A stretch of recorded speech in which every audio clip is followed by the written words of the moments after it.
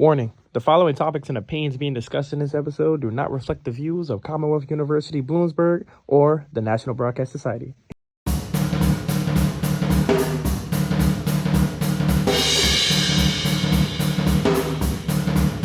All right, welcome back, people. Welcome back to the Not So Live podcast. I'm here with my lovely guest, Dr. Richard Ganahl. Yippee! You want to give a little bit about yourself, That's the first time, well, a couple things there, Christian. First time I've been referred to as the lovely. Oh, you're going to be referred to by a lot. I got a couple of descriptions from students about you. Oh, really? Okay, well, I'm anxious to hear those, yeah. Yeah, so give them a little bit about yourself. Well, boy, where do I start? When you talked about age, I've been here probably, I've got most seniority, I guess, in our department on the journalism media side. Yeah. Been here 32 years, and they've all been great years. I've loved them. But prior to that, I was in media entrepreneurialism. My brother and I in Missouri, where I'm from. Newspaper management, ownership. We bought and sold and merged, did a lot of consulting work. And then the Great Depression hit. And it really impacted our businesses and all the businesses. That's in 1980. And so then I went and got my doctorate at the journalism school there in Missouri, and then here I am. Great. There's a lot in the middle there, but that's kind of a quick synopsis. How'd you get into the media industry? That's a good question, because I started college, wanted to be an attorney, and it just didn't fit. And so I got my degree in sociology, which was a really fascinating, and that was I graduated from high school in '69, and so there were so many things going on in the '60s. Vietnam War, Martin Luther King, John Kennedy. It was a really exciting time. I worked initially for a psychiatric hospital when I got my degree in sociology, and I did that for about 2 years. I thought I might be maybe a psychiatrist then. And that just didn't really interest me. And I met a guy there, Ron Shaw, who was really he's still a lifelong friend. And he was in business. He said, hey, Rich, how'd you like to go start a paint company with me? And I had never really painted, but I was up for it. And I said, yeah, let's go, Ron. So we started a paint company, put an ad in the newspaper, a little line ad said college painters. And we got our first job, and then we built another job and another job. And I really liked being in business. I hated painting, but I really liked being in business. Yeah. And I could bid the jobs, and I could get the jobs and manage the people. And we ended up with about 20 guys our age painting. Ron, he said, hey, you can have this company, I'm gonna go to school. He went back and got his master's in business. And then I got kind of tired of it, and I gave it to a friend of mine from high school. And my brother had gone to the J School at Missouri in advertising, and he came home over the summer, and we put together a little project, and I really loved it. So I said, I'm gonna go back to school. And I went and got another bachelor's, and then from that bachelor's, I got into the newspaper business, and just, it was fascinating. Yeah. Great. You should actually hear how I describe you. So you remember you walked by when I was doing the podcast. I was doing one of my episodes. You walked by and you waved. I was talking about you. I was I describe you as the Mr. Monopoly of the media world. He's business. He's all business. He'll open up a business or start a business with a friend, and then he's moving on to another business, and then he's going to get a bachelor's in Missouri. Back in school, he's a professor. He's just doing a lot. Well, thanks a lot, Christian. It's not that I can't, I was just on the phone with my brother just before we came in here, and with 14 months difference. And so it was nice to have a partner like that. We shared apartments. I met my wife at the journalism school in Missouri. She was a daily newspaper reporter for Korea, South Korea newspaper. And it was about talking to my brother. We shared apartments and checkbooks until we were about 35 years old. We both got married late. And Danny was telling me, one of our older friends who was in the newspaper business, when our name come up, he said, yeah, I always thought of you guys as being unemployable, because we were always sort of doing something different, Yeah. But So, you said she was from South Korea, right? Yes, Okay. So you ever been to South Korea? yeah, I did an internship or sabbatical there, How was and that? that was great. You know, I taught 2 courses at Yonsei University, and in Korea, what's interesting is that's a Confucian-oriented society. So professors, they rank way up there. You're actually more important than people with money, a professor. And when you go into the faculty restrooms, they have these huge stands of fresh flowers that are changed at the beginning. Students open the doors for you. When I went to carry my books, let me get that, Dr. Ganahl, let me get that, you know. Here. That's a lot more egalitarian here. And the students worked really hard. And it was just a fascinating experience. How long did you work there? It was a semester. Oh, just a semester, okay. Yeah. So I got a question. So like, you lived through the golden age of like, print, and now you're teaching in a digital first era, right? Do you remember the exact moment when you realized media was pretty much changing forever? Well, that's a good question, Christian. When I was in, and you talked about the golden days of newspaper, it really was golden days, prior to the internet started in 1993. Yep. And I was in newspapers in the I was in grad school, early 70s. We managed papers owned papers through the 70s up to the late 80s, or early 80s. And at one time, 65% of every household had a subscription to a daily newspaper. And I was working with the Missouri Research Bureau, and every year we got the circulation reports from the National Newspaper Association. And you could see those circulation numbers curving down. And so people were losing interest in it, and then when the digital hit, that just collapsed it. I see. Do you see like a lot of parallels between like back then and now? Even though like it's still different, like it's not newspaper anymore, it's online, but you still like kind of still see like how the system is similar back then to now, or is it very different? Oh, that's a really good question, yeah. Media is media, and content is content.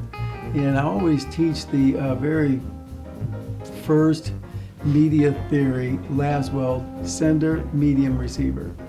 Who says what, to whom, through what medium, to what effect. And in a certain sense, that's still here. The technology changes, the type of content changes, the business model changes, but it's still content. It's still capturing audiences, and it's still leveraging those audiences for a business model. Definitely. So like if you were to like restart today, like how would you approach it? Oh, that's a good question. Well, I started BuNow in 2008. And I was offered, when I first came here, would you like to manage the school newspaper? Be a counterpart to what Dr. Kozlowski's doing right now. Yeah. But I'd had so much of newspapers, I said, no way. I want to be a professor. I want to research. I want to teach. I started in 93. Internet came in right around that time, and I could see big changes. And we didn't have anything digital at that time, And so I thought, it's a good time to start BuNow. And I had a lot of support. He's no longer with us, but Wayne Moore, who is Vice President of Technology, helped us get the domain, and I did that for 16 years. So I could go start a business tomorrow morning if I could find a few people ready for it. Start a business. He just moves across the board. Yeah. But the nice thing about it in an educational format, you don't have to monetize it. BuNow, we never paid attention to, it was totally free. Totally free, everything we did. We held our meetings. We were like guerrilla journalists in the sense, We had an office, but it was mostly used to kind of hang out in. And we could start a business, just sit down right now, draw a plan. I got my piece of paper and pen here. We kind of write things down, and we're in business. Oh, that's great. So you said that you had degrees in both sociology and journalism, right? Yeah, I've got 4 degrees. Yeah. Oh, you got 4 degrees? Yeah. Wait, what were the 4 degrees again? Because I don't remember. You're a monopoly. You're just collecting them all. I was going to say, like, it's 4. That's mad. And I had a real estate license too, you know. And he has So, Did I say Mr. Monopoly? Yeah. I told you. But yeah, you said you had you have the 2 degrees I remember specifically was sociology and journalism one. So like when you look at media today, right? Do you approach it more as a journalist or as a sociologist? oh, that's a very good question. I approach it more from a publisher perspective, you know. Okay, interesting. Which is a little different. You know, that's kind of the where you're sitting right now. You know, you're managing all these mics, you're directing this show, you're creating a vision, and that's how I look at it from. So, but I able to see what the journalist is doing, what the sales is doing, which is probably the least appreciated department in any medium. You know, sales, revenue generation, because that's really what drives the whole thing. But that's my perspective usually. Okay, great. So you also mentioned teaching for like 1 semester in South Korea. Like, did it have or would you say that it had a different media culture there compared to what we have here in the States? Yeah, another good. Well, you guys been practicing here. You must have been writing these questions down ahead of time here. Yeah, we planned it out a little bit. Well, you know, South Korea is an interesting country in the sense that it was called historically the Hermit Kingdom. It was the little peninsula right off China, and it has 5,000-year history. My wife's family has a book with all their ancestors' names on it. And it's a small little peninsula. Right now it's got about 60 million people, and they have to be really careful about interbreeding. And so they really keep track of who they had married before. Wow. So like that. And it's this Confucian-oriented society, so a lot of emphasis on education. Then it was invaded by Japan in 1905. Yeah. The Japanese occupation went from 1905 to 1945, the end of World War II. And they just really bled the country. Then we had the Korean War, where China came into Korea, America went in and battled China back up, divided the country. So at the end of the Korean War, it was devastated.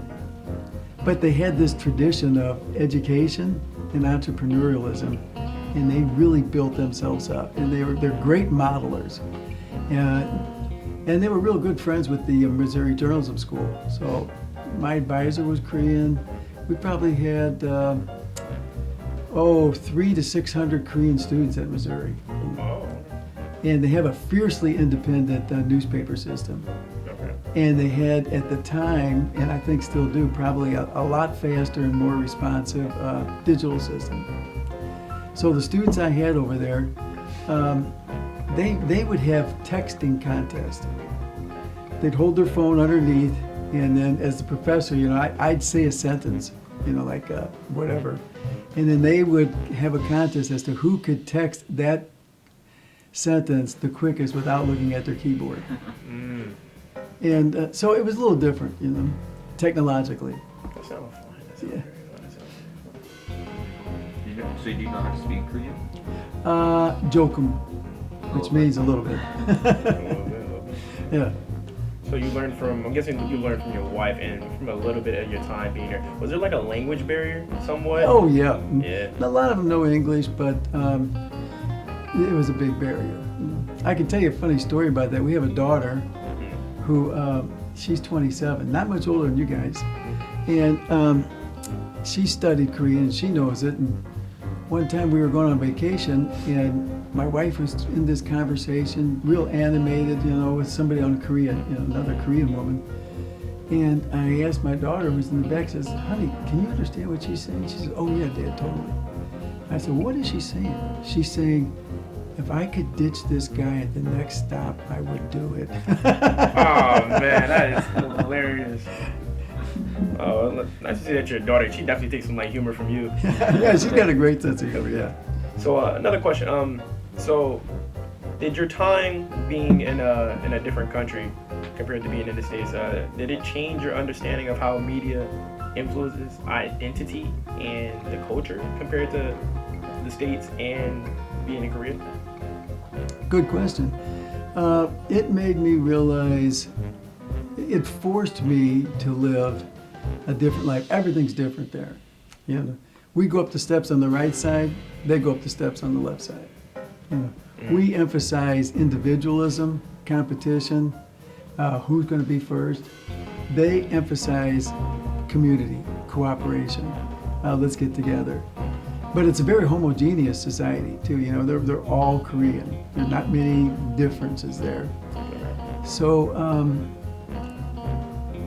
it just reinforced what I think I knew from my high school experiences, and that we all got to learn to live together. There's so many differences, and not one is no different, no better than the other. So do you think like America, like media, has a big impact on like Korean? Oh yeah, totally. But Korea also has a big impact on us. And so when I was there, you think about, have you seen the movie Parasite? Oh, yeah. Yeah, okay, Parasite. We were just in New York City this weekend and saw a musical there, Maybe Happy Ending. And it was written by a Korean and American guy too. And it's all set in Korea about this love. It's a comedy romance musical. It won Tony Awards. So Korea, you think about what's the music group, the boy group that's so BTS. BTS, yeah. You think about Korean dramas. Yeah, on the new movie that just came out, K-pop Demon Slayer, that yeah. all the kids are loving right now. Yeah. And what's interesting, when I was over there, I was going to a number of conferences, and I met this one man, and he was some position in economic development. I said, well, how'd you all get started? You know, because Korea was totally devastated by the war. There was no, Japan had pulled all the gold out. They had 40 years of forcing people to speak Japanese. Then the war, they had no resources. I said, how did you get started? And he said, we sold the only resource we had. And you'll never guess what that was. The women's hair. Oh, okay. Yeah. All right. It's Yeah. here. Okay. Our women Like have just straight, black, thick hair that everybody wants for wigs. Yeah. So we shaved everybody, and they volunteered. You know, it wasn't like, hey, we're going to come down and shave you. We said, hey, how would you like to donate your hair? And that's where they got their initial capital. So they really built back their economy through selling hair to be made for wigs. Wow, I never knew that. That's crazy. That's interesting. It was so then I asked him, I said, well, what are you going to do now? And you think about Korea, it's pretty industrialized. Samsung, they've got LG, they've got Hyundai, Kia. You know, they're the world's largest shipbuilder. He said, well, the next thing we're going to do, because we want to have some clean resources, clean businesses. He said, we're going to go into content. We're going to develop music. We're going to develop movies. We're going to develop dramas. Now, this is back in 2003. And that's just what they did, you know, when you look at it. So it's a very smart country. Okay. So in your journey, like when advising young students when it comes to like the BuNow platform that you started, what's a mistake that you see aspiring media creators repeat over and over that you just like so desperately like want to correct? Good question. You're talking about young media creators? Yeah, so like the students pretty much, or that are trying to join BuNow, or just your students that you teach in general. 4-letter word. Begins with F. Ends in R. Fear? Fear. Fair, okay. Good job, Vince. Yeah, very good. That's the biggest impediment. Especially here in Missouri, that's a journalism school. That's the world's first journalism school, and it brings people from all over the world, very competitive. And so you get kids there that are hungry. First day of school, you say, hey, what do you want to do for a living? They say, I want to be the anchor on CBS. And they say that with all assuredness that they're going to do it. Here, we don't have that initial sort of hunger and confidence, you know? And so you really have to kind of help build that. But I would take a Commonwealth student, Bloomsburg student, and put them against a J student. What we have here is a work ethic. But that's the biggest. Just like fear, like yourself not working. Like, Just lack of confidence, yeah. Yeah. And so that's what we were always. And it was a whole new medium. When we started, nobody had any idea what are we going to do here, you know. There wasn't this sense of Facebook was just getting started. New York Times was. Nobody had any real idea what it was going to become. A lot of experimentation. What problems did you run into when you were starting the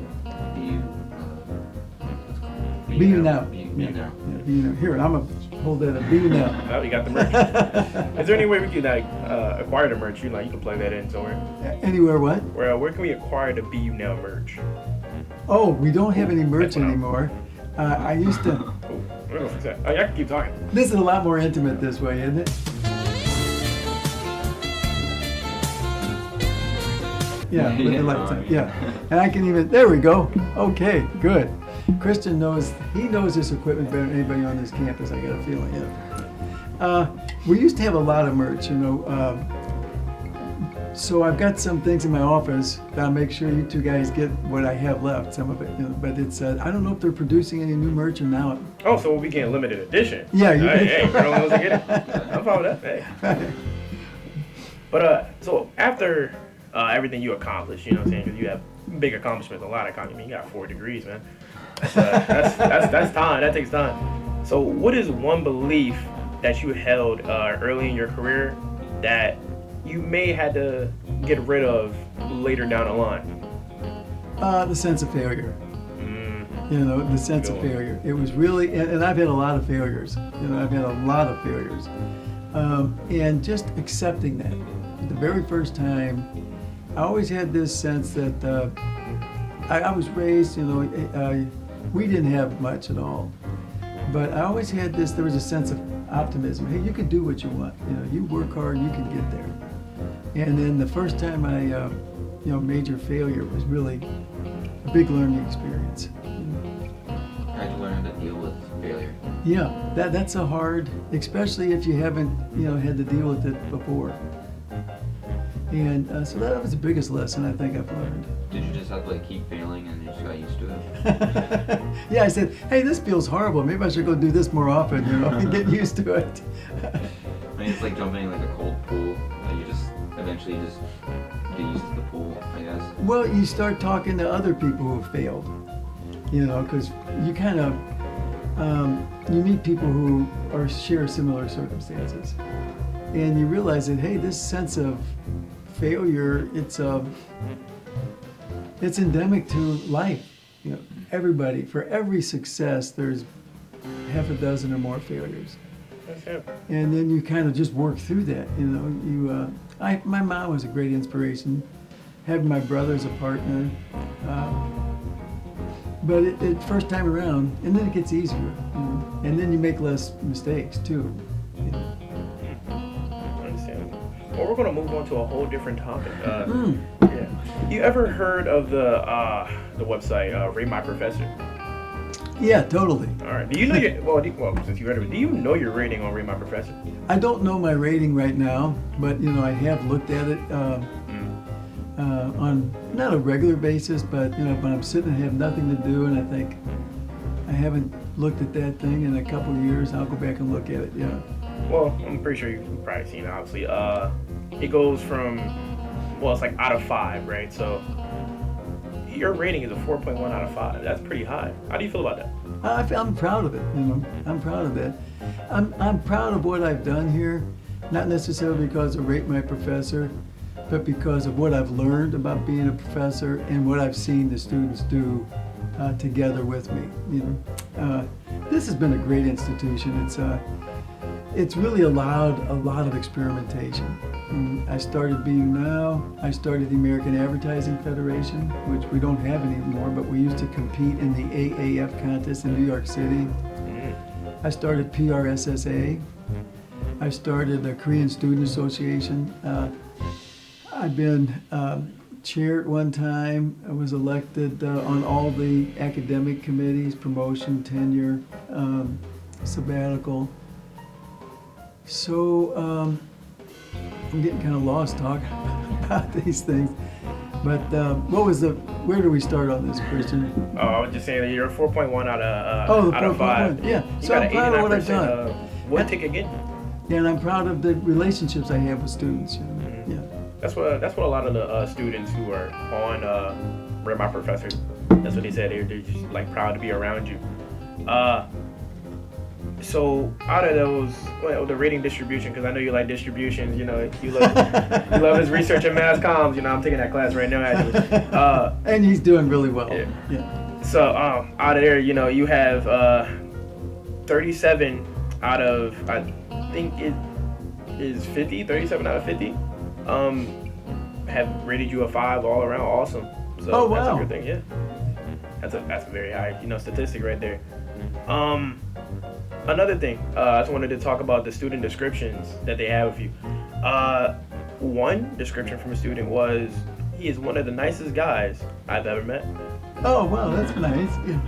We got another one that says he's passionate about PR. He tends to go off on a tangent, but in his lectures, they tend to be fun. One person said he's seriously the best. Another person says he cares about all of his students. Another person said you were funny and down to earth. How do you feel hearing these students' descriptions about you? Oh, I feel humble, humble, because it's not easy. There's obviously a generation gap here, I mean, there's a couple years difference between you and I. And we've had tons of different experiences. So I feel really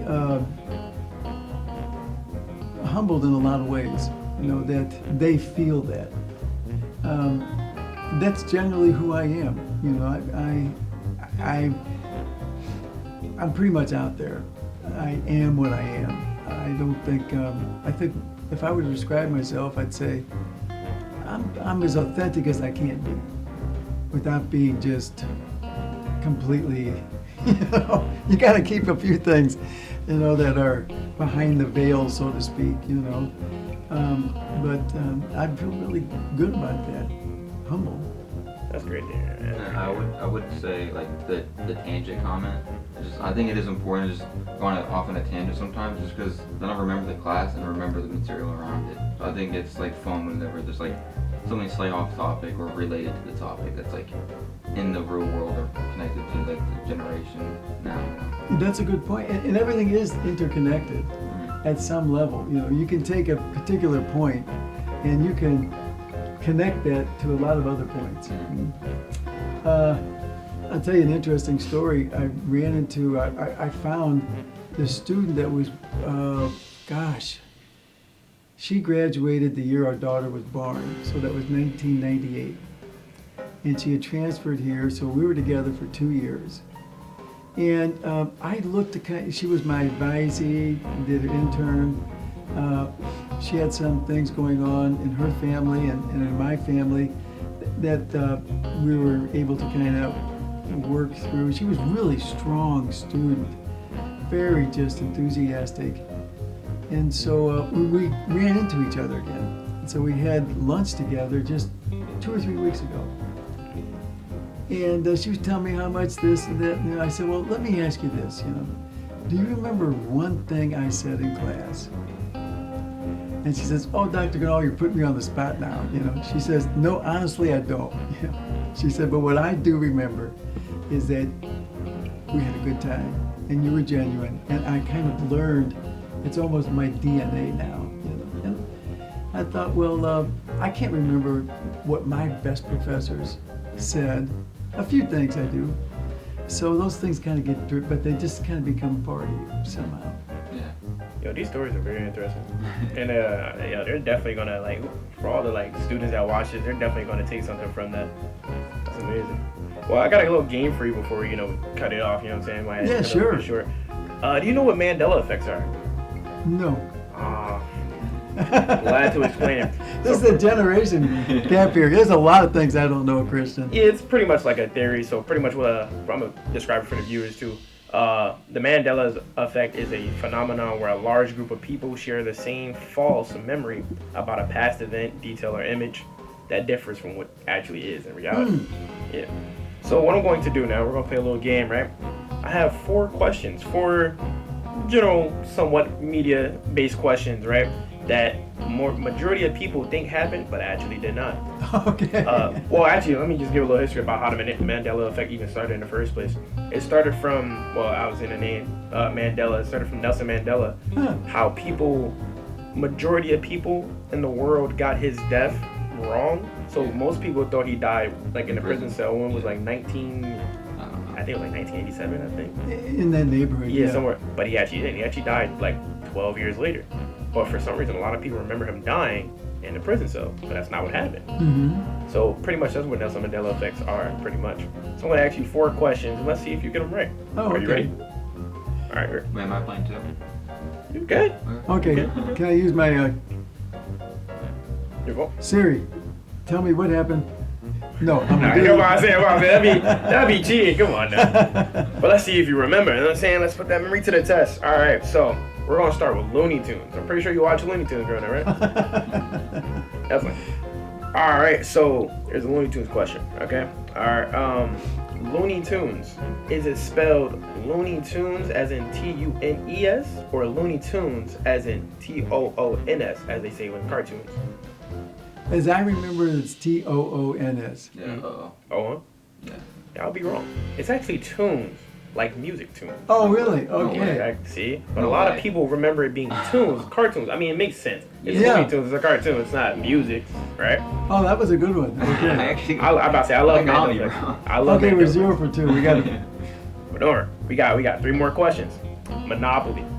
You know, that's what I refer to you as, right? The Monopoly Man. So, the Monopoly Man. Have y'all played Monopoly before? Oh, yeah. Yeah, I have to. I'm not really good at it. I always tend to lose all my money.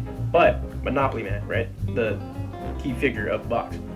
Did he have a monocle, or does he not have a monocle? He does have. I think I remember seeing this one for like a vanilla thing, and I think he doesn't have one. He actually does not have a monocle. Oh. And the crazy part is, I don't know. When I was young playing Monopoly, I don't think kids should be playing it because it's very detrimental to your health. There's some trauma there. I remember him having a monocle. Yeah, Oh. I do remember him having one though. Does he have a cigar?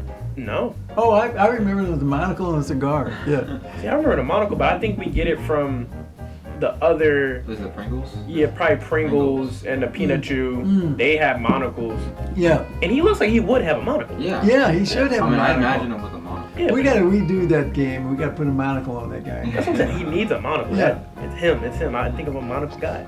All right, now we're gonna do Star Wars. I'm pretty sure y'all watch Star Wars. I love Star Wars personally, right? Not much, but okay. Oh, I didn't watch I'll Star probably Wars. get this one right. I've watched maybe 2 of the movies or so. Yeah. I didn't watch much of the TV. So are you more? Oh, that's a great question. Are you more of a Star Trek or a Star Wars guy? Probably Star Wars. I didn't watch much of Star Trek. Yeah. So wait, what type of movies do you like exactly? Like, what type of genre? Oh, good question. I like some of my favorite actors and actresses. I like Robert De Niro. I like comedies. I like Mamma Mia. I like Denzel Washington. I think he's, really. I like Tom Hanks. I like Parasite. I don't have any real special kind. But Yeah. I like It's just like good movies. a That's your favorite. wide range. Yeah. Yeah. We're gonna get back to that third question. So, have you heard of the character C-3PO? He's that golden robot. Yeah. Yeah. Dome-shaped head. Yeah. Yeah. So the question is, right? C-3PO, is he all gold, or was he partially gold? Like some of it's like silver, or Was just it? like what? Was it? Like, are you saying like gold? Was he Because all the middle, gold? like his stomach is wires. Are we counting that? Hey man, answer the question. You asking too many questions. I'm supposed to be asking the question. Okay. Oh wait. I think I know the answer. Or we I'm do gonna let you guess first. I don't know, so I'm just kind of a guess, 50-50. I'd say he's multicolored. What do you I got? think he lost a leg, right? So he's in like a silver leg. That's actually correct. Wow, fantastic. See, a Good lot job. of people remember him being all gold, but he actually has a silver leg. Yeah. Huh. Crazy for him. How do you haven't use watched- that? I haven't. I think it was in the 5th episode of the 5th Mm. movie. I don't remember. I haven't watched it in so long. I don't Huh. remember that. I mean, I watch Star Wars all the time. I love Star Wars. Have you watched all of them? Yeah, I'm a fanatic. How many are there? Well, isn't there like 6? Well, it depends. We talking about the- Like there's 9, but then there's Solo. I'm about to say you have the Rogue prequel and you have the sequel, so all together it's like It's probably like around 10. Wow. Yeah, 9, 10, Mhm. yeah. I also watch the shows too. Man, I love Star Wars, man. Star Wars is such an expansive universe. Well, what studio has it now? Is it Disney? Disney. Or? Yeah. Disney? Yeah, they have Disney. Yeah. And so if we're not going to include the 3 new films that came out in the past couple of years, which I don't include them because I don't really like them. I'm pretty sure like the whole community doesn't really like the new 3 new movies that they made Disney. But you know, I mean, I like what it is. You like them? I like the 7th one. Oh, wow. You guys got it down by the numbers. Yeah. How about what's your second favorite movie franchise? Ooh, second. Well, my favorite movie franchise. I like Because Temper. mine's not Star Wars. My favorite. I don't. What do you got? What's Oh, your you know favorite? what? My top 3 has to be Star Wars, Harry Potter, and I like Tim Burton movies. Oh, yeah. Okay, good. Yeah. I think that's Mhm. too hard of a question. Yeah. There's too many of them. I would say Marvel. Marvels, yeah. No, that's yeah. I gotta stick with Tim Burton though. He's one of my favorite producers. Yeah, I love Tim Burton. I just got turned on to the Mission Impossible. You know, this with this, and I realized I hadn't watched those, and they're all available or were on Netflix. Oh, really? But I've only gotten through about 3 or 4 of them, I Isn't think. there like 20 movies? I think they're on like 8. 8? 8, I think so. Yeah. Really? Yeah. I could have sworn it was more than that. Yeah. I think only 8, and then James Bond. Have you all watched Oh, I haven't those? watched those. See, I've been watching James Bond, but we all know James Bond. Yeah. Oh I gotta yeah. get into that. 007. You know what Michael Craig? Yeah. Yeah. You have to see the original one, Sean Connery. Have you seen that? No. That they say that he's the, and that's who I grew up on, Sean Connery. He's the quintessential James Bond. No, really. Yeah, and you can see that on Prime. Once you see it, let me know how you compare. It's not the same amount of action, but it's a lot more. He's just a little more cool kind of guy than Craig. But they're both good.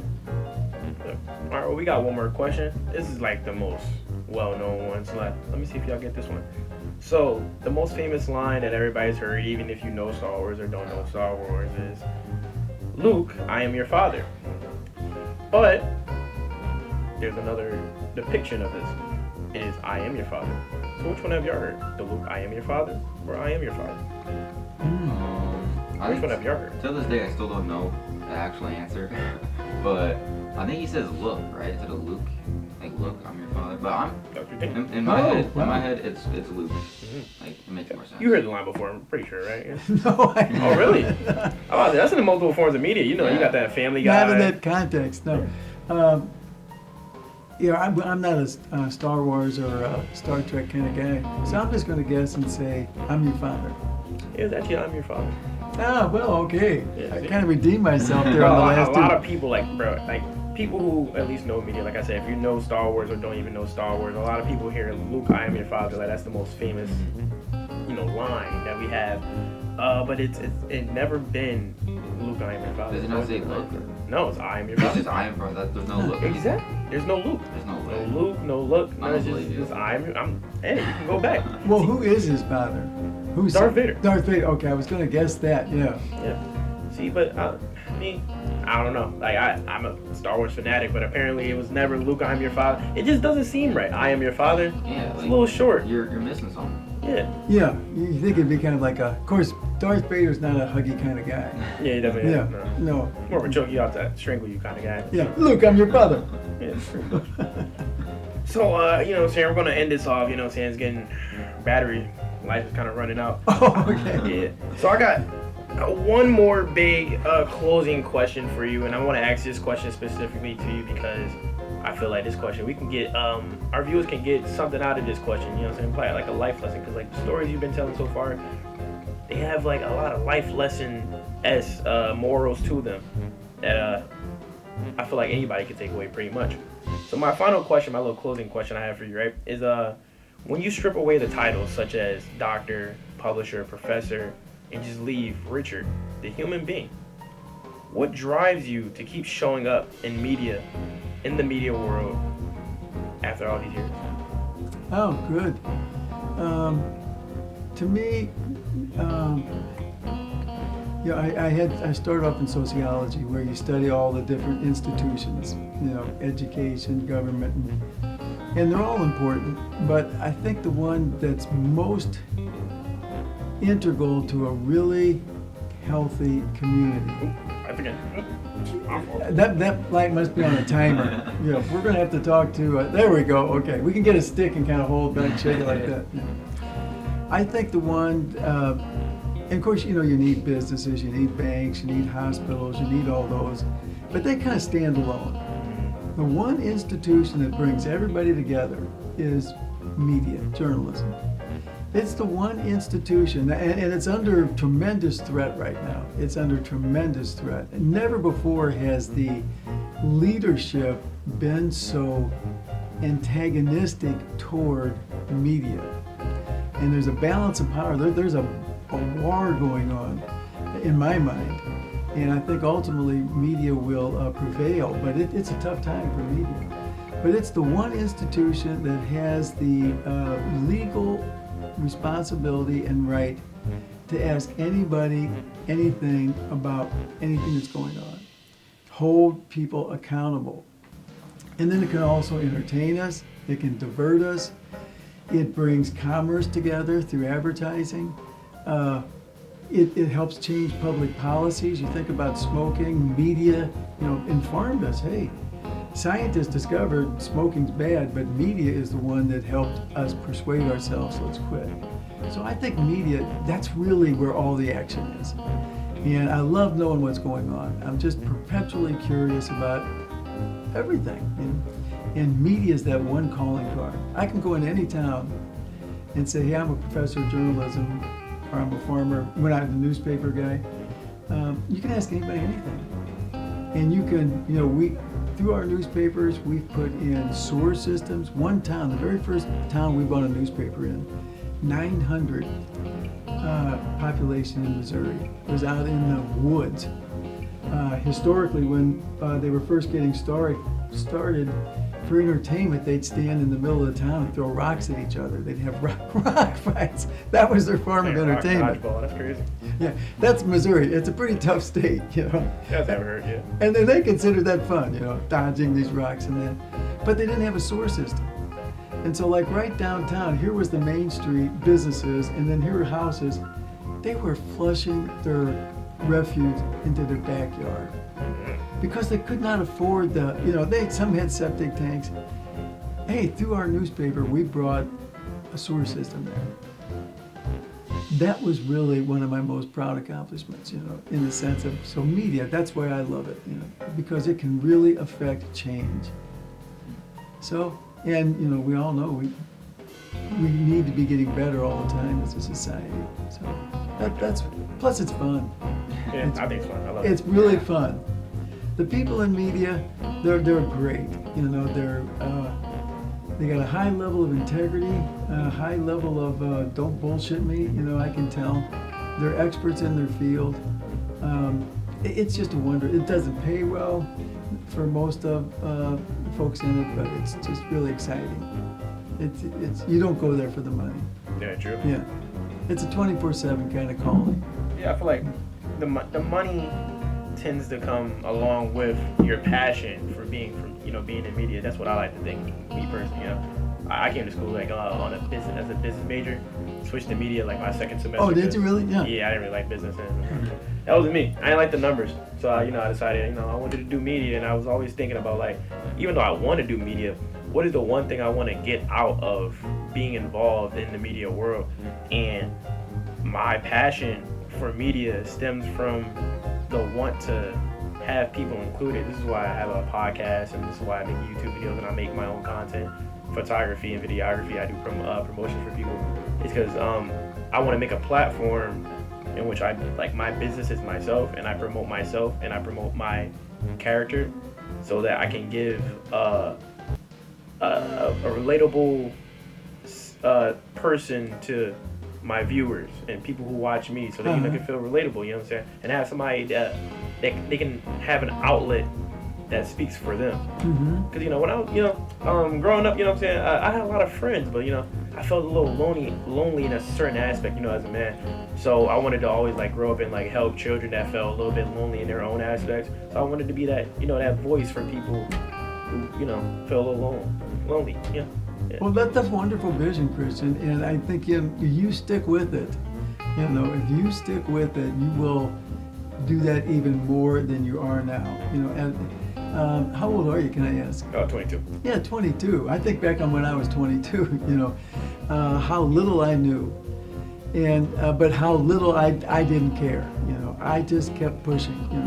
And you've got that sense. I remember you the first time I met you in one of the classes, and you weren't this bombastic kind of guy. You were sort of a... Yeah, I was like shy then. Yeah. And but you've got that inner sort of drive. And so don't give up, don't surrender ever. Just change paths, go around it. Be water. Be water. Thank you. Yeah. Well, this was an excellent pod, you know what I'm saying? I'm glad to have you here. I'm actually glad to have had you as a professor. Glad to have been taught by you. Glad to have been able to be in your presence and be able to speak to you. And get a lot of life lessons going forward in my life. And I'm sure the people that watch this will appreciate you too. You're going to go down as a legend, in my opinion. Especially in Bloomsburg. You're going to go down as a legend for real. Well, Kristen, I appreciate that. I don't know how far that legend will go necessarily, but this is like lifelong. I can never do anything for you. You contact me, and vice versa. That's another thing about media. The Missouri, they always talk in the journalism field, the Missouri Mafia, the media mafia. You can go anywhere. You find a Missouri person, they're going to help take care of you. And that's what we got here. So I really appreciate being invited. When you asked me, I thought, wow, it took a lot of courage to ask you to, I think, because of the asymmetrical relationship just institutionally. Yeah. I thought, well, wow, that took a lot of courage to ask me. I'm really happy you did. Yeah. Thank you. Pleasure you being here, man. Yeah, thank you. Thank you. And nice meeting you. Yeah. It was an adventure. Well, we're going to end the podcast there. Thank you guys for watching. That's a Not So Live podcast, episode 7. I will see you guys later. Yeah. Peace. See y'all later. Bye. Power up. All right. That was great. Yeah. Well, thanks. How long?